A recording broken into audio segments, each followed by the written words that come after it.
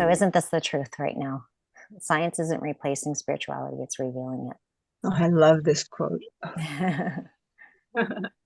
So this is a quote from the Masters, or Life and Teachings of the Masters of Far East. It says, "Science becomes the golden thread upon which the pearls are strung." And it's so true, because our science in school now teaches everybody to focus on the material objects, matter. And matter is just, what we see as material is just 1%, or what we can see of the entire electromagnetic spectrum is like 1%. So that means there's enormous amounts of energy here that we actually can't access. And we've been focusing on just the material plane.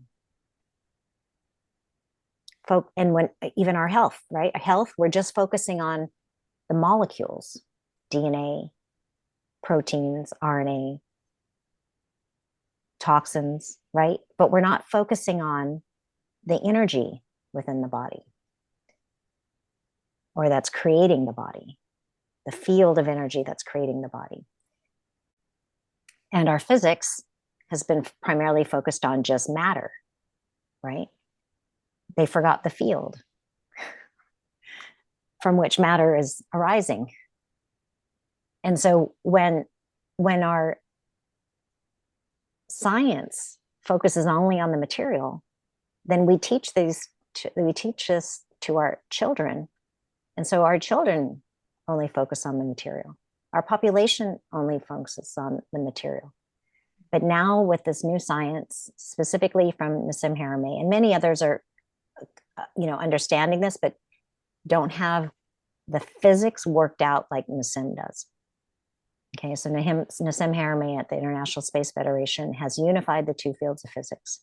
And what he is showing, well, what he did was he brought the field back into the equations. So the field was taken out of these physics equations, and that's why they weren't able to unify the two fields of physics. Okay, essentially, that's why they weren't able to unify the two fields of physics. So now Nassim has put the field, this infinite sea of potential energy, it's enormous amounts of energy, back into the equation. And then his equations then solved for all these constants that we can measure. So he's proving that matter is coming from the field. So he's bringing God back into the picture. We've been ignoring God. God's right here. It's not some man in the sky. God is the energy that creates the universe, the forces, the laws, and the principles that create the dream reality that we experience from the field. And now that we have this information, we'll teach it in schools eventually, right? And children they come in already experience themselves more connected. Think about babies if you're in a grocery store and you have a baby, if that baby's crying, if there's a baby a few aisles over, that baby will start crying because they're more connected to the field. This doesn't always happen, but it can happen. This is something that's kind of known about children. So they're more connected to the field. They get trained out of it, right? But because we will now have the science and we start conditioning our kids differently, and parents will also start being educated, we won't train children out of it so much anymore. So they'll stay more and more connected to the field.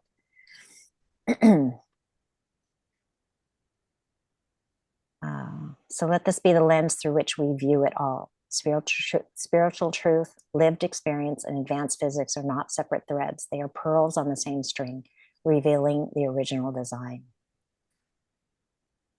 So this is the big picture.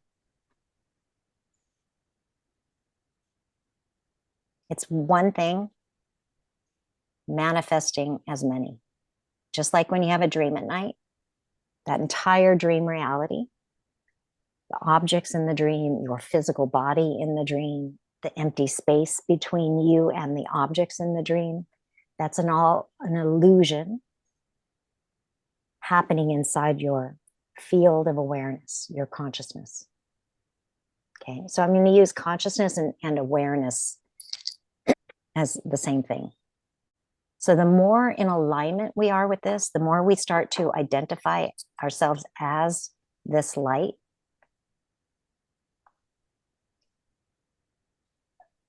this is everything we've been searching for. We search for objects, we search for experiences in the physical world in order to feel happy, feel satisfied, be inspired, right? But we're searching for it in the outside world because we don't know it's within us. We don't know that we are it. So we're always seeking a relationship experience in the outside world because we don't know who we are as this. That it doesn't mean that when you start to realize this that you're not going to enjoy anything, but it means that you're going to really enjoy it. Your experiences will become richer because you'll know that you are this experiencing the reality. So you'll have more fun, you'll be more playful, your joy will come back. Okay, so what the practice is aligning with this truth and dipping yourself into the field, consciously connecting to the field, into your heart and into the field. The more you consciously choose to do that, the more these qualities will shine through you. Okay, so we experience a duality. So we experience separation in space. We experience objects over there separate from me because we take ourselves to be the body. Okay, so we experience a duality, but it's really just one thing. Okay, so what I used to do, there's a teaching in Vedic science, there's a teaching called the location of objects. Some of you guys have heard me say this before. So I'm going to teach it right now, but I'm going to teach it kind of fast. And don't expect to get it right away, but do practice. Okay, so listen to the recording again throughout the week. And then just take yourself outside and practice. You don't need to be outside. You can do it anywhere, but that's what I did was I went outside. So what you do is, okay, so we take ourselves to be the body, but we're not. Okay, when we take ourselves to be the body, then we experience things as over there. Okay, but when I hold this phone up and I ask you, where do you experience this, or where you experience the computer in front of you right now, you would say, "This is a trick question." You would say, "It's over there," right? Well, that's because you take yourself to be the body. But you're experiencing it where it's showing up in your field of awareness, right? The objects that you experience are appearing inside your field of perception, your field of awareness, right? Now, are you separate from your field of awareness?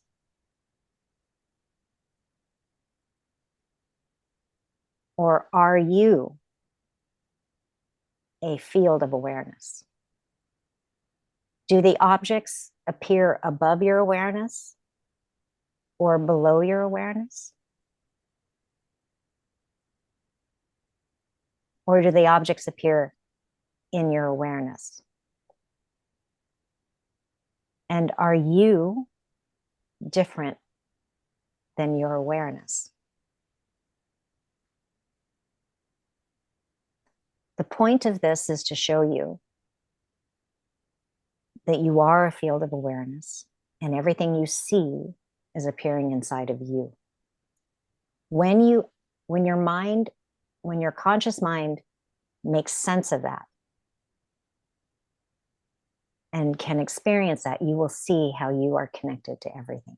You will have a moment of experiencing how everything is inside of you. So don't expect to get it right away. It takes a little practice. Some of you might. I didn't. I had to. My Vedic teacher presented that to me, and I didn't get it at first. And then I went home and I sat outside and I just relaxed my mind. So this is something you want to think about doing. Is just don't try to focus, don't try to stress, but just kind of relax and sit back and just look up and just say, I want to understand this, and then see what happens. So that's what happened to me. Is I just sat down, I looked outside, and I looked up, and I just said, I want to understand this. And I just softened my mind. And then boom, I saw it. It was it's like a revelation, right? So you just I realized, wow, all of this is in me. And it made me just love the world. And for women here who have been pregnant, what I likened it to was when I had my baby, my daughter, when I was pregnant, and she was in me, I was like, she's mine, she's me, right? She's inside my body, right?